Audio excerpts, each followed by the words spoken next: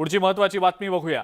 पक्षाबाबत supreme कोर्टात सुनावणी सुरू असताना निवडणूक आयोगानं चोंबडेपणा केला आणि गद्दारांना चिन्ह दिलं। निवडणूक आयोगावरून आमचा विश्वास उडालाय, तो चुनाव आयोग नसून चुना लावणारा आयोग असल्याची टीका उद्धव ठाकरेंनी आता केली आहे।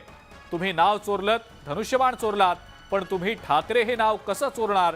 हे ठाकरे सगळं शिवसेना कुटुंब आहे असंही ते म्हणाले। ज्या हेतूने शिवसेनेची स्थापना केलेली होती तो हेतू साध्य झाल्याचं समाधान आहे। ज्या ठिकाणी मराठी माणसाला स्थान नव्हतं त्या ठिकाणी आता शिवसेनेमुळे मराठी माणसाला सन्मान मिळतोय असंही उद्धव ठाकरे म्हणाले। निवडणूक आयोग तर बोगसच आहे, म्हणजे त्याला निवडणूक चुना लगाव आयोग का नाही म्हणत हेच मला कळत नाही। आमचा विश्वास उडालेला आहे, आमचा विश्वास उडालेला आहे।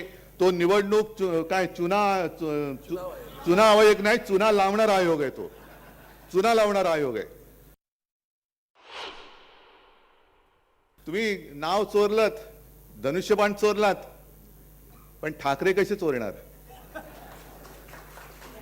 हे ठाकरे म्हणजे मी केवळ एकटा नाही, हे सगळे विचार यांच्यामध्ये गेलेले ते सगळे ठाकरे आहेत।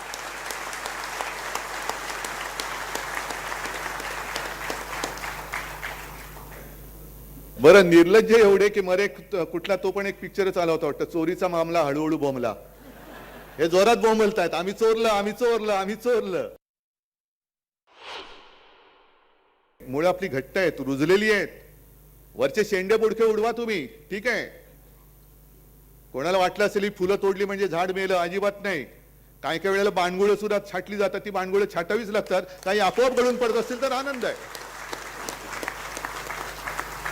म्हणजे अनेकदा ते बाणगुळ एवढं वाढतं की बाणगुळाला असं वाटतं की तोच स्वतः वृक्ष झालेला आहे, पण त्याला कळतं की मूळ जे काय असतं ना, रस, तो रस शोषणारी पाळं मुळं जी असतात ना, ती जमिनीत खोलवर रुजवावी लागतात। फांद्यावरची पाळं मुळाची बाणगुळाची असतात, ती फांदी छाटली का बाणगुळ मेलं।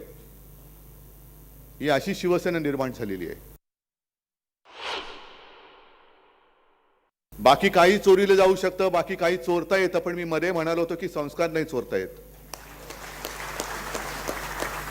आणि ज्याच्यावरती संस्कार नसतात त्याला चोरीचा माल लागतो।